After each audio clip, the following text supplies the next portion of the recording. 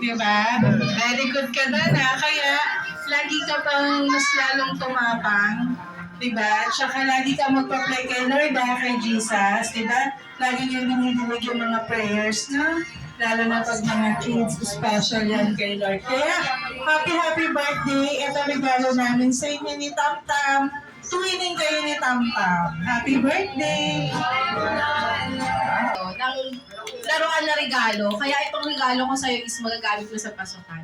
Love ka ni Mama kahit minsan napapagalitan ka. Gusto ko lang naman kasi laging sumunod ka sa akin. Yung laging pinapaalala ko sa'yo. Yun lang. Salamat. Spokesperson ako ni Tita Jelly. So, ang gift namin is educational package. So, kasama na dito yung college. Kung gusto mo mag-doctorate, masteral, pwede kasama na. So, ikaw na bahala. Okay? Happy birthday! Ate Carly, sana mag-aral ka pa ng mabuti. Kahit na, sabi naman ni teacher magaling siya sa school teacher. Aral ka pa ulit. Yung regalo ko kasi din nasa bahay, hindi na natin ginagawa.